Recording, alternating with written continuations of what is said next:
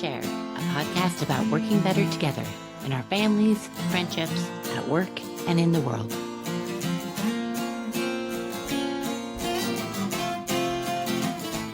I'm Wynne Leon, and in this episode, I'm with San Francisco Chronicle reporter and kindergarten teacher, Steve Rubenstein. We are talking about how to share stories that resonate for all ages. Steve was a reporter for nearly 50 years. He talks about the relationship between reporters and the reader. In this case, a general person the reporter is grateful for, but doesn't know specifically. Steve has recently sorted through his about 14,000 bylines to curate a collection of 100 or 150 pieces that stand the test of time. It matches his advice about writing, which often hinges on knowing what to leave out. He tells us about interviewing notable people and that the goal was to give them a fair shake while also digging deeper than their prepared remarks. We hear about Steve's writing from his bike trip across America and his observations that the country is filled with wonderful people. Steve talks about the therapy that comes as a fringe benefit of writing, and he tells us why 13 miles per hour is the right speed to encounter life. This is a great episode about how to share stories. Steve's storytelling will leave you charmed and ready to tell your own.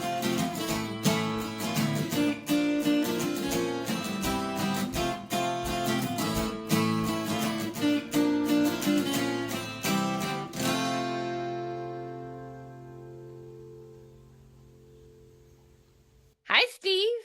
Hi, Wynne. What a pleasure it is to be with you today. It's so fun to be with you. You are one of my favorite storytellers. It's a qualification both for being a columnist and reporter at the San Francisco Chronicle and a kindergarten teacher, and you've done both. I have.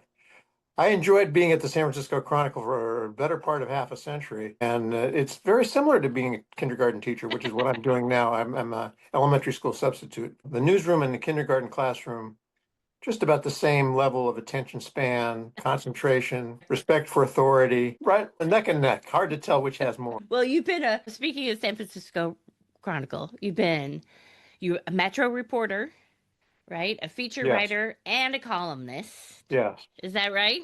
Yes, it did all that stuff and reviewed movies from time to time as well. Reviewed movies. Wow, that's pretty broad spectrum of stories that you have to tell. Like, Well, they didn't know what to make of me. What the job description was general assignment reporter, which means you're a generalist and waiting for assignments, which is what I like about newspapering. I know it didn't suit. It's not the kind of job that would suit everybody, not knowing what you're doing on any particular day. And I think that's what I enjoyed most about it. You never knew when you walked in the morning what you were going to be doing. And I found that invigorating. yeah, kind of a sense of adventure and curiosity. I guess so, yeah. Yeah. Yeah. And again, I think that probably serves you well as a kindergarten teacher. Yes, certainly curiosity. Yeah. Yeah. How do you know what stories to tell which audience? Well, you're imagining you're writing for a general audience, and for the newspaper, you're writing for just about anybody, and you trust your instincts. I guess. I've got instincts. I don't know. A lot of the stuff I wrote about was assigned to me by editors who knew the kind of stuff I like to do, which was more unusual, quirky, between the cracks kind of stories. If the president came to town, I was usually not the person who got assigned to cover him. If the president's chef came to town, I would often. That was the kind of interview that I would often get. And I found the president's chefs are a better interview than presidents. They Good say less distinction. predictable things. Right, right. So give us an example of an unusual, quirky assignment that you. Well, I think one of my favorite assignments was I was dropping my daughter off at elementary school, and there was an announcement that the Jupiter the rat had died in a fourth grade classroom, and there was going to be a funeral for Jupiter the rat at recess. And I said, whoa, I was about to drive off to work, and I said, well, why don't you stick around and see what a rat funeral is like? And I did, and it worked out I like to say. Yeah, pretty good as. Who did the eulogies for Jupiter the rat? Jeffrey, Peter, Mr. Murdis, and Jennifer. I Jennifer. think. I That, think that's awesome. I bet they had some good things to say. it was wonderful. Helps you transcend the human rat prejudice and realize that love is love and Right. death is death and mourning is mourning and the grief is real. Hmm. The grief is real. The grief is real. That is awesome. So, how when you were producing things on deadline, Yes. I mean, did you ever have a problem figuring out how to approach it, or? Well, I found deadline pressure was once you got the hang of writing something under Mhm. pressure, it wasn't that difficult. Right, figuring out what you wanted to say was more. I'd rather have 10 minutes to write a story where I knew what I wanted to say than Yeah. a couple of days to write a story where I didn't know what I wanted to say and I hadn't done the reporting or the string gathering that's necessary to Mhm. put together a story. Deadline pressure usually serves to clear your mind more than anything else. That's a good, yeah. It's not that difficult once you've had to live with it for a while. Right, right.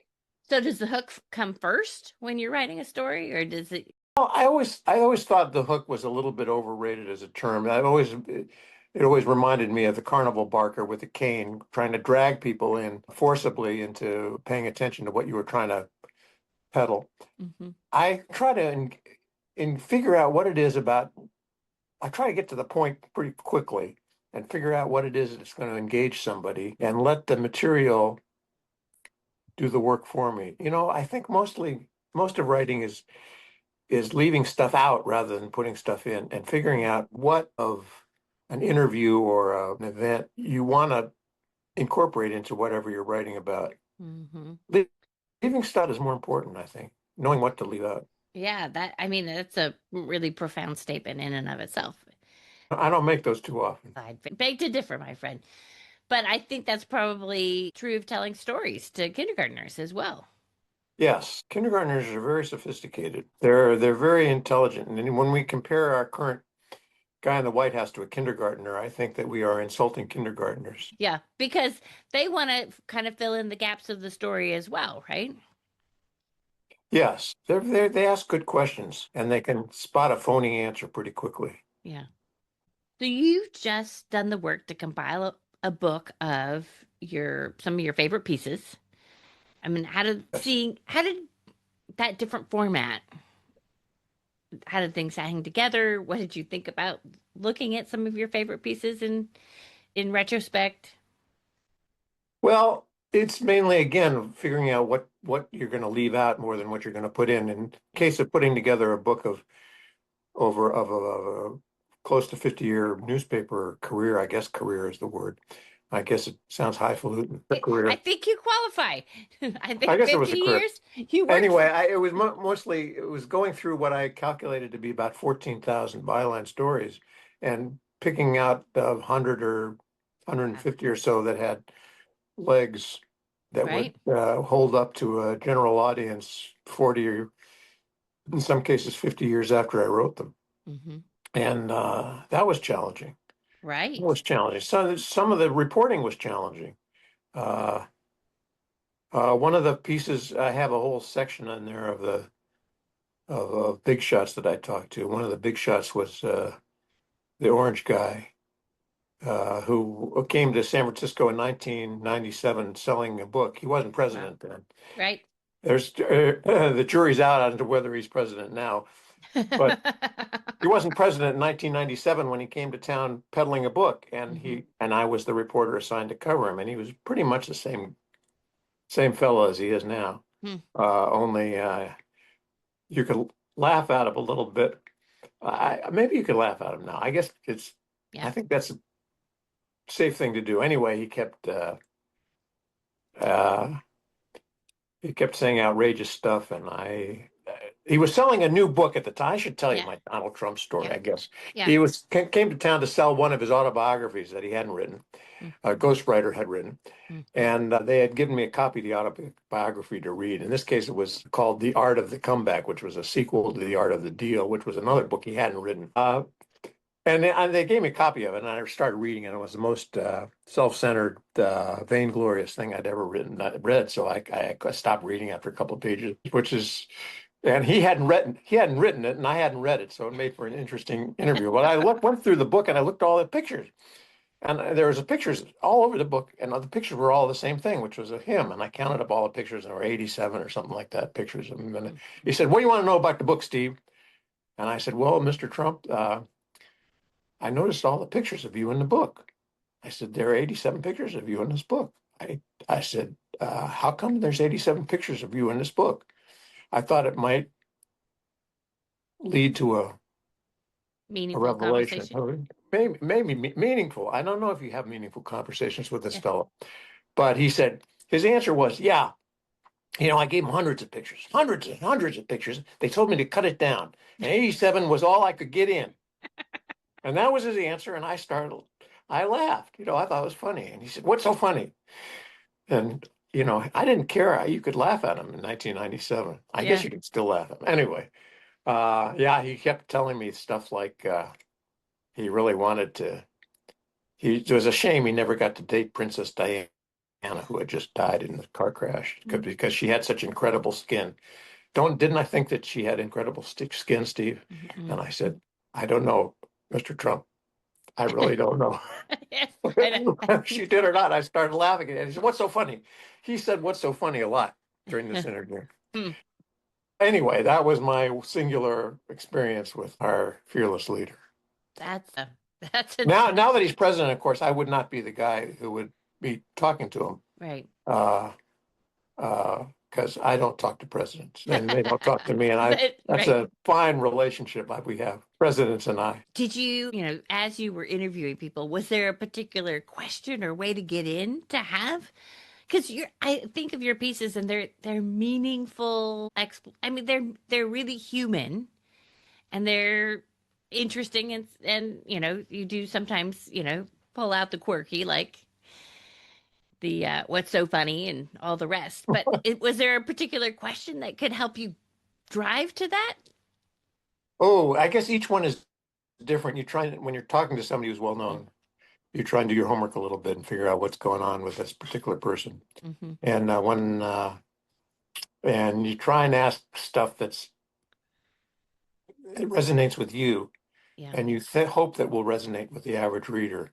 Mm-hmm. Uh, when the founder of McDonald's came to town in the 70s, and I was low man, or I guess it was the 80s. I was low man on the totem pole, and I got to interview the guy who had sold 100 billion hamburgers, and I found out that he hated the term junk food. So immediately I said, "How do you sell so much junk food?" And he started erupting, which is perfect because, an interview is supposed to have a little bit of back and forth and a little bit of something. It's not supposed to lie there, Yeah. as my journalist aunt told me once. "Stephen, your interviews are not just supposed to lie there. So get people off of their prepared remarks." So when I mentioned that he sold a lot of junk food, I got him off his prepared remarks. Starting out strong. Pretty quickly, yeah. Then I invited him to go down to the corner and have lunch with me at the McDonald's, which he refused to do because he said, I think he smelled a rat, not from the kitchen, but Right. Which it was. Yeah. Yeah, he turned down a chance to get a free McDonald's hamburger, which I put in the lead of the story. Did you ever know how some of the people you interviewed reacted to these? Well, your main obligation is to the reader. Your main obligation is not to satisfy the person you're writing about. Mm-hmm. Your obligation is to give that person a fair shake and to tell the reader what's going on, right, as best you can. And you don't want to have really necessarily a relationship with these readers. If they write you a letter, I always would answer the letter the first time. But if they wanted to engage in a correspondence, I sort of stayed away from it. I mean, the reader is only the most important person in the world to you, but you don't really want to know too much about an individual reader. You sort of are writing for a general audience, and they're anonymous. It's a weird relationship. It's a weird relationship. They're the most important people that there are, and you don't want to, and you're always thinking about them, but you don't want to know them. right. Right. Or not skew your perception of the Correct. audience by knowing a particular Correct. person. Correct. So, if given that, did you write for somebody? Like, did you write for Well, a neighbor that you you always thought try to was, imagine. yeah, In my case, it was imagining somebody on the BART train, which was our light yeah, rail system, picking right, up the newspaper. When people did pick up the newspaper instead of look at their telephones, used to yeah, be, and you try to imagine the person. You'd look at somebody, sometimes you'd be on a BART train and they'd have the paper and they'd be reading your story. It would start on one page and sometimes continue. And you'd say to yourself, come on, turn the page, turn the page, turn the page to the second half of the story where it continues. This is the biggest compliment that a stranger can pay you, hmm is to actually take a full-size newspaper on a train, open it up, and then turn it 5 pages to where the story continues. hmm It means that they wanted to read the rest of it. right, That's as high a compliment as you get in this business. hmm That's incredible. Did you ever say it out loud? Nope, That's incredible. I didn't want to break the fourth wall. Yeah. That's good. Well, you and our mutual friend Eric rode across the country together. We did. We rode bicycles from Seattle to Washington, D.C. in the summer of 2006, which was one of those great, great summers where you're only worried about, did I make the right turn and am I going to run over a piece of glass? Every other concern Yeah. you left behind at the starting line. It was kind of wonderful. Yeah, but you wrote about those adventures too. I did. I had taken the time off as vacation, hmm and the editor said, you found out about it. I said, you're really going to ride your bike across the country for 2 months? I said, yes, sir. He said, well, why don't you write stories about it? And I said, well, then it's not vacation, isn't it? He said, no, I guess not. I said, you're going to leave me on the clock for 2 months to ride my bicycle? This was one of those great scams in the newspaper business that Yeah, yeah. occasionally you got to cash in your chips a little bit. And anyway, I did. I filed a story every few days from the road, but I was I was aware at the time that riding a bicycle across country is not that unusual of a thing. It was unusual for me, but people do it all the time. And I tried to keep the focus on what I was coming across, not on the fact that, I was riding a bicycle. hmm Uh, Getting to Mount Rushmore involved climbing a lot of hills. But when I got to Mount Rushmore, I found a guy sitting in the gift shop who was selling his memoirs of carving Lincoln's nose with 12 tons of dynamite. And I asked him what it was like to carve Lincoln's nose with 12 tons of dynamite. And I certainly would rather read that than what it was like to pedal uphill to get to the guy who carved Lincoln's Yeah. nose with 12 tons of dynamite. I mean, the act of riding a bicycle is wonderful. And slows the world down to 13 miles an hour, which is the proper speed of encountering things. Jet planes are too fast. Walking is a little too slow. 13 Right, miles an hour is about the right speed. right. Uh, it was a wonderful trip. I enjoyed every Yeah. pedal stroke. Some of the pedal strokes executed when the temperature was 115 degrees. It was a pretty hot summer that summer, and I enjoyed, but it was wonderful. Made a lot of Yeah. very good friends, including your friend, our mutual friend Eric. Eric, right? Did you come up with any grand observations about the country as a whole, seeing it that way at It's 13 full of miles per wonderful hour? people. It's full of wonderful people. Then you go across the country and you don't see red and blue. You hmm just see nice hmm folks, and you try not try not to talk politics too much with Right. folks. Right. And but a bicycle is a great leveler. And people were glad to see you show up on it because I think it meant that you made a special effort to get to their neck of the woods. I hmm mean, you were sweating to get to their house. That is a commitment. That's Yeah. something that people like to see. People are very welcoming to people on bicycles. Well, it's so interesting that contrast because we read the news so much these days and it's full of the stories of death and destruction and accidents and trials of people doing stuff. And then to contrast that to what your observation is about this country and our lives, which is full of pretty good things, meeting wonderful people. They are. They Yeah. are. I mean, I understand this is a contentious time and we're being led by contentious folks these days that can't seem to get along. But when you get on a bicycle and go across the country, you don't bump into you see that Yeah. You see the road signs, but you don't. When you start talking to people, you find out people are pretty much people. Yeah.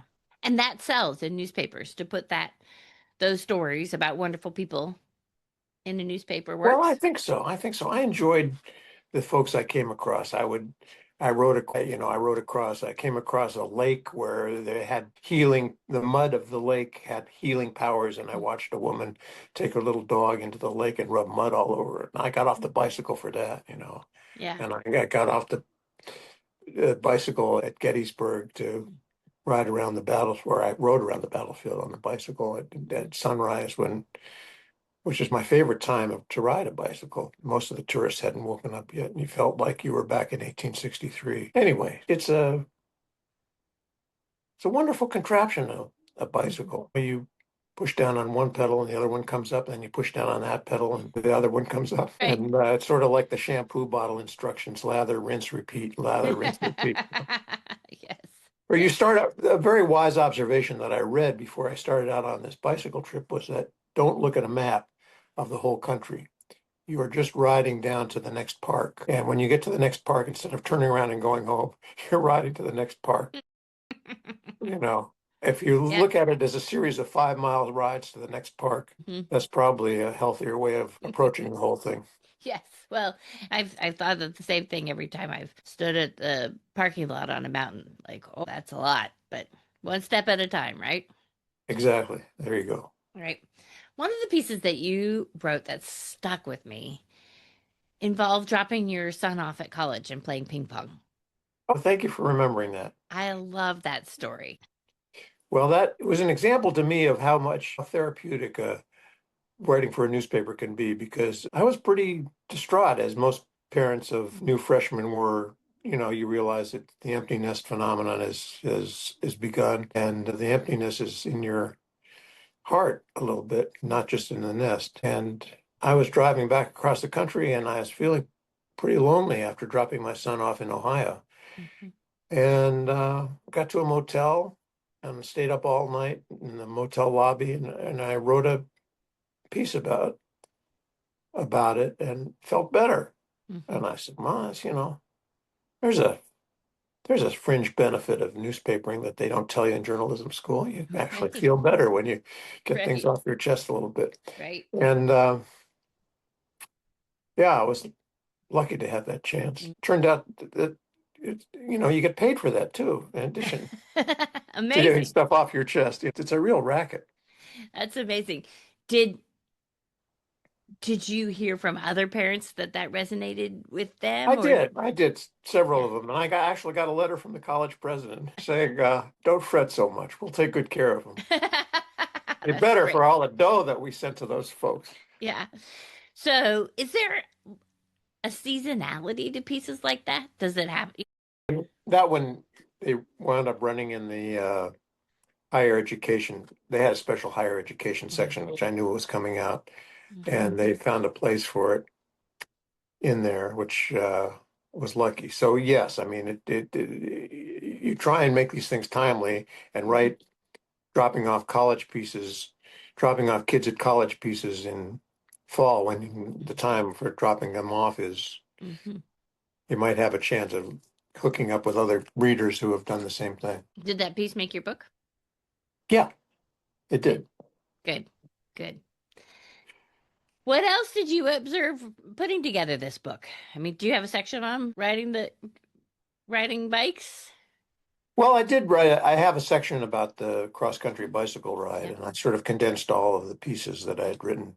I think I wrote 14 long newspaper pieces, which is too long to put in a book. So I Mhm. sort of condensed them down a little bit. So yeah, I did put that in. I put in a lot of stories about things that fell between the cracks, which Mm. is my favorite destination of mine.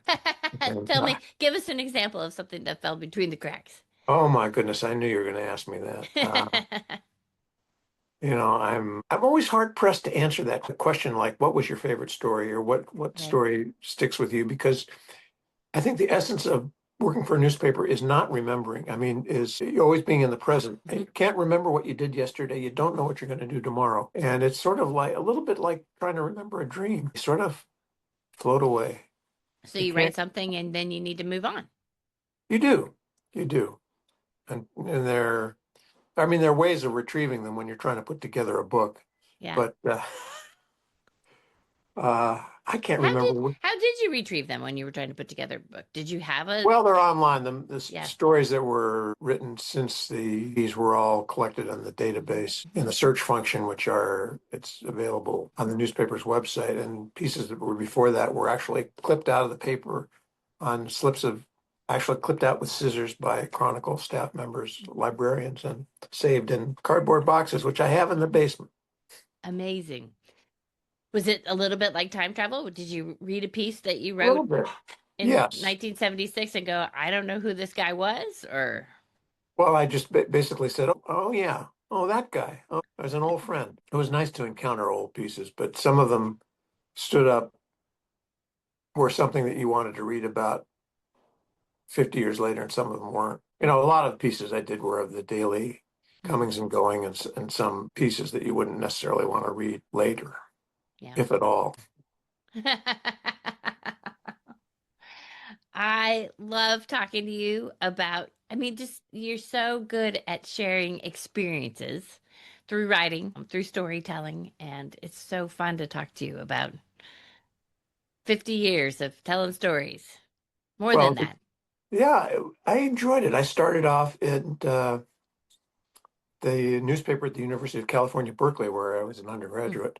And at the time, I was a pre-med student, for a while, I was a pre-med student, but I was having a much better time working on the college paper as a hobby than I was taking all the pre-med classes, which I would sort of sloughed off a little bit on, which you're not supposed to do on pre-med class. Or as a doctor. But I had a much better, well, certainly not as a doctor. I would have made a terrible medical student. No more patience for sitting in school anymore. Yeah. But I had a much better time working on the college paper as a hobby than I did cutting up rats in the vertebrate zoology. Oh, Didn't like. Yeah. We brought it full circle back to rats.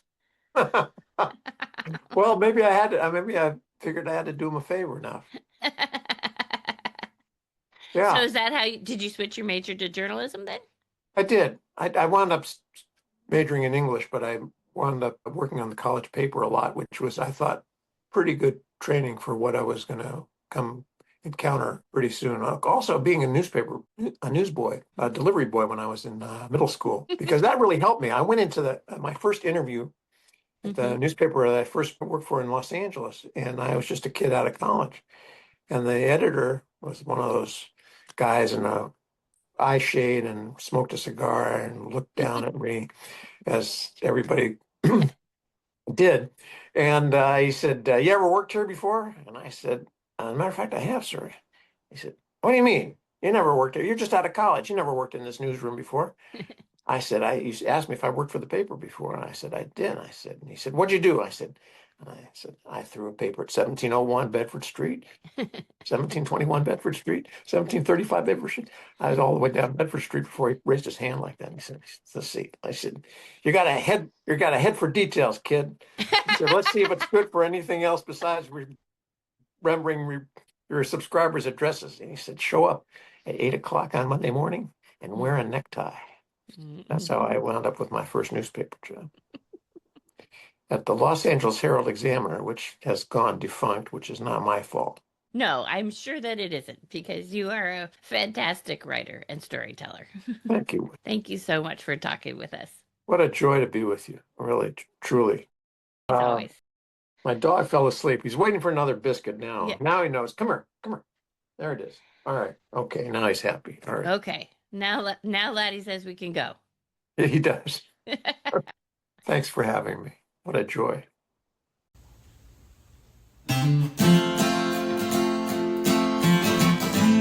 Thank you for listening.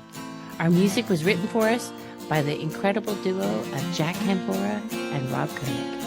For show notes and more great inspiration, see avitiva.com, avitiva.com.